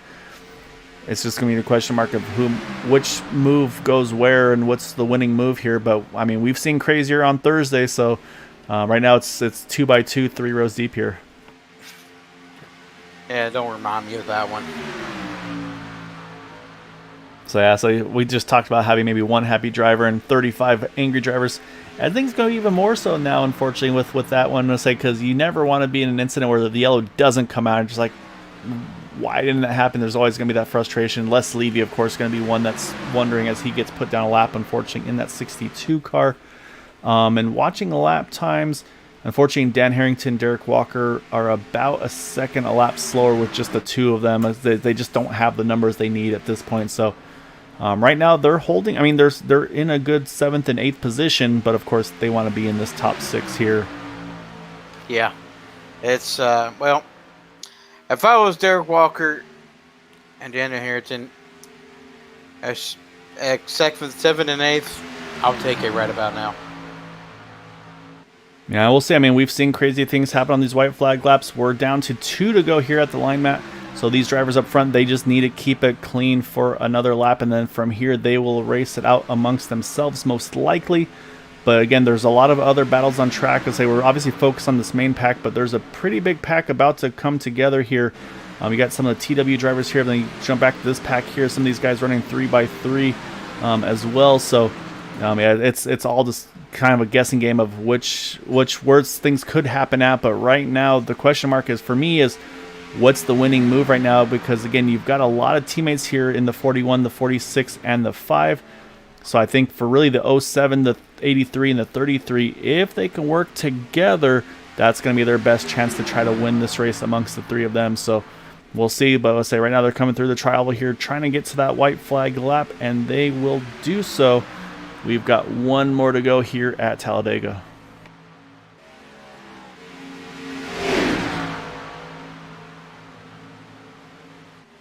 Man, oh man. The 41 had a chance to get out to the bottom. Alexa stayed with Gilray. I think that's the right call. Yeah, maybe. Yeah, I think that is the right call. You got the most cars running up top. You got the most cars running up top, but you also got a teammate behind you there in the 46 as well.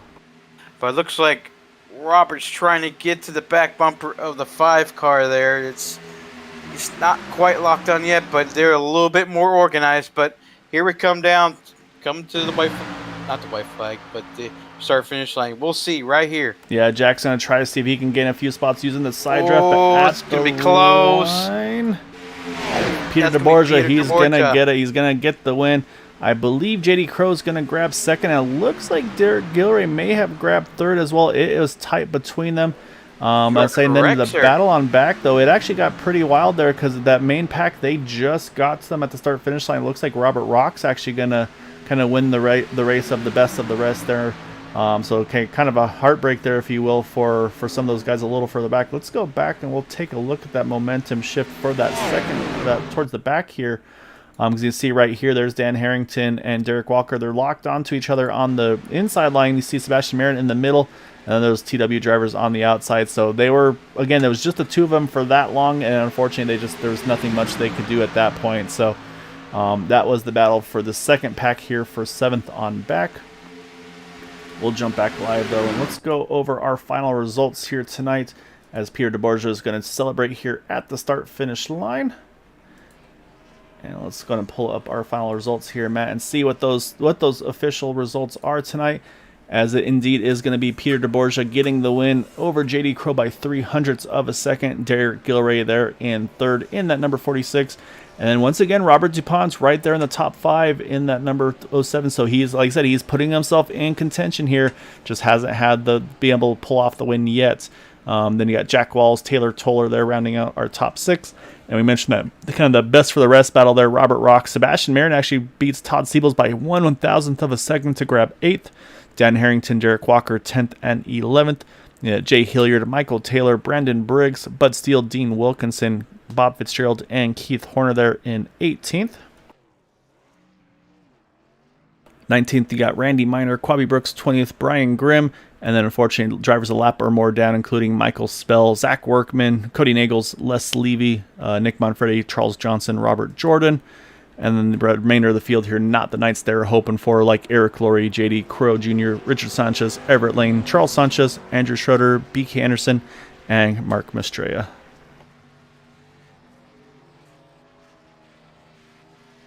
All right, Matt, let's go chat with some drivers here tonight, and we're going to kick it off with their top 3, which will start off with that 46 of Derek Gilray. So let's go ahead and hunt him on down.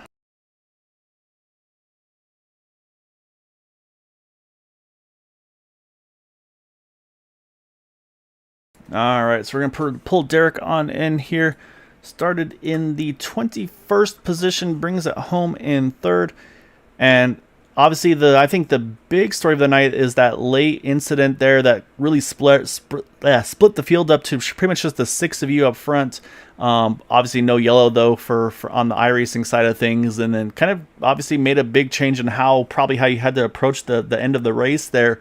And then, I mean, I'm going to say it worked out pretty much to perfection because we're kind of peeking on the Discords, and you, Peter, and JD were in that same one, and you guys finished 1, 2, 3. So, I mean, what was the adjustment there once that yellow, or the yellow doesn't come out, I should say, and I mean, what are you guys talking about there, communicating with? You talking to me? Sorry. Yes, sir. Yes, sir. Yeah, sorry. Yeah, I mean, we got really lucky with kind of how that wreck happened. It split the top 4 or 5 away from the rest of the field. And then from there, it was just a matter of like keeping the push going. And there are a couple of us in that group that are better or worse at pushing, and just kind of figuring out who needed to lead which line. And we knew we were, as long as we kept it straight and kept it clean, we were gunning for a podium with the three of us. And luckily, Robert and Jack stuck with us as well. So that was an awesome finish. So say obviously the timing of the yellows really kind of threw off the potential strategies of, okay, do we fuel save? Do we go full send? Like just a couple times the caution would come out like right on the absolute edge of your fuel window. And then of course the later caution that came out, you guys stayed out. A lot of other drivers went ahead and topped off, if I'm not mistaken, at 57 or so. Was there any hesitation or debate of staying out versus pitting just in case of green white checkers, or did you feel like with the yellow that was enough to kind of get you in the window where you didn't have to stress about it? So there was a second caution at the 30 lap point, which kind of shifted the whole 25 lap fuel runs. It kind of shifted them all, so we knew we had enough for at least a green white checker, and then especially when that late caution came out, we knew just clutching and saving fuel during that, we were going to have enough to make it through a green white checker if that became the case. But yeah, it sucked that the caution at 25 and that the later one kind of put everyone on the same fuel cycle. You weren't able to really game that, but it kind of helped me because I'm not the greatest at getting in and out of the pits, so it kept me close with Peter and JD and the others. Yes, I mean, and I'll say I think strategy definitely was the name of the game. But so you say you did what you had to do. You kept the track position, and you were able to be there when it counted at the end to get that top three tonight. So I'll say I know you dabble in a lot of painting. I've definitely seen your schemes here and there online. So I don't know if you got like a side hustle or anything like that you want to promote, but definitely want to give you the floor here, man, for any thanks and shouts I could get for that podium tonight. Yep, yeah, you can find me in Trading Paints. I'm just listed as Derek Gilray. Robert Dupont, he runs my scheme. Jack Walls usually does. I don't know why he was in a Toyota tonight instead of in a Chevy, so that's why he wasn't in my scheme. But I also am currently painting a bunch of Red Bull schemes for streamer Grand Pooh Bear. Just shout out to him, and he's actually at the Red Bull booth in Miami for the F1 race, and he showed some of my schemes to the actual F1 drivers, and they said they were awesome. So I got F1 guys seeing my paint schemes and trading paints. It's a pretty cool situation. That is beyond awesome. And saying obviously, maybe not a throwback if you will, but I mean a throwback to Days of Thunder. I say it's always been one of my favorite paint schemes is that Super Flow, and I love the play on words with the Flow Racing sponsorship as well. It's a great combo. But yeah, so it's like good to see that thing get up into the podium here tonight. And yeah, I mean, anytime you can get some F1 drivers, things like that, getting some eyes on your stuff, that's always a good place to be. So, yeah, so I'll say for those that are interested in looking at paint schemes, I'll say search them up on Trading Pinks, Derek Gilray, DerekGilray. But yeah, Derek, congrats, man. Great podium here tonight, sir. Definitely looking forward to seeing more of you. And yeah, I mean, so you keep working with those guys, they'll get you into a pit stop pro here in no time, man. Awesome. Thank you. All right, Matt, that's our third place finisher there of Derek Gilray. We'll jump over now to our second place finisher of JD Crow. So we're going to pull JD on over here. So pretty good start to the season here for you, JD, as they get the runner up here tonight. And as I obviously talked to Derek, the big thing tonight, of course, is that the incident that doesn't bring out the yellow gives you guys a 6-car breakaway with your teammates kind of having half of the field, if you will, in that pack there. I mean, at that point, you guys thinking just, okay, let's get to the white, and then from there we'll kind of do what we do best. Or I mean, what's the strategy there when you guys got to that point? Well, actually, I just kept looking at the corner waiting on the caution to come out. I was kind of shocked when it never did. But yeah, at that point, we were just wanted to, kind of maintain where we were and keep an eye on him in case someone got a real big charge on us. But one point, I got out a little further than I wanted and had to check up a little bit and kind of got us all back together. But, I already had a win in the can, so it wasn't that critical. And we just, did what we could to get the best finish for the team. And I'll be dang if we didn't go 1, 2, 3.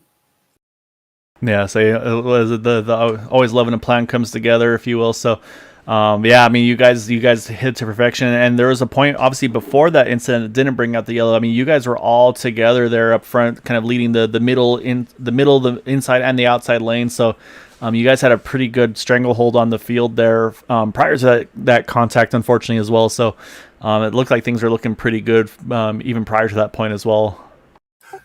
Yeah, we were in good shape. I was right on the edge because I was running higher line most of that run, so I kept clicking between a tenth to the good to just enough to, a tenth short to make it. But then that caution came out, and Pete and I, we talked about should we stay out or go in and at least top off, because at that point, getting close to the end, the field packed up. It usually increases the odds of a caution coming out with the green white checker, and I just didn't want to give up track position if we had to, but it talked me into staying out, and we had enough, and I won't have to be pushed to the pits tonight. You got so much momentum going for you. You got a first place our first race of the season, the second place. Wow, I mean, like, things are going really good for you. I kind of picked you as our challenge to Sebastian Marin and Peter DeBorgia this year. Things are looking great for you. There's not much to be said. I mean, you're doing an awesome job. Well, thank you. We've been doing this a while, and we're on kind of a good run right here, and we're just gonna keep doing what we've been doing, not to disrupt the streak, but I had a great team around me, and there when we tried to really stretch our fuel, I couldn't have done that without Pete running with me and Derek back there with us, and Jimmy and Eric, even though Eric had a little bit of trouble, running with us, keeping us with the pack and in a position where we could stretch our fuel a little bit. That's what made the difference tonight. We were able to get the track position when it counted and hold on to it till the end. Yeah, I was saying. So you named obviously a big chunk of the team there. So I was saying, I know you got a few others on there, and saying, I say obviously getting familiar with your sponsor as well. So definitely want to give you the opportunity to give another thanks and shout for those guys and anybody else to get that runner up tonight, man. Of course, yeah, we got to thank all the guys down at Groveland, Florida, jconcepts.net for your RC car needs and tools and T-shirts and tires and bodies and events. They hold events too, so check them out if you're into off-road racing. They may be having an event in your area. Go spend the weekend racing your cars with them. They put on a great show. And if you do order something online, just put in there green white checkered racing, iRacing, J Concepts Go or something, and they'll appreciate the shout out from you when you order. And then of course all the team tonight, Sebastian, Derek, Eric, Jimmy, appreciate those guys running with us, and congratulations to Pete on getting the win tonight for the group, and look forward to next week. Nah, man. So yeah, keep that streak going, man. You've been kicking it off real strong here, so hope to see that the rest of the way. But yeah, enjoy this one tonight, sir. Thank you very much. All right, that leaves us one person to chat with, and he's probably already doing some burnouts by the time we get to him. So we'll have to go back and let's get a couple more. So we gotta watch some of the celebration as they get to chat here. So let's go and switch over to that number 41 of Peter DeBorgia. And so we chatted during the cautions, Peter. So you kind of talked about strategy. Obviously, so we saw it kind of happen twice. Once with you, once with Sebastian. Stay out, lead that lap, then come in, get the fuel numbers. And then towards the end, you guys stay out, keep the track position instead of having just that maybe those extra 7 or so laps of fuel there. Was there any hesitation of what was the right call to make, or were you feeling pretty good about that call to stay out just on the numbers itself?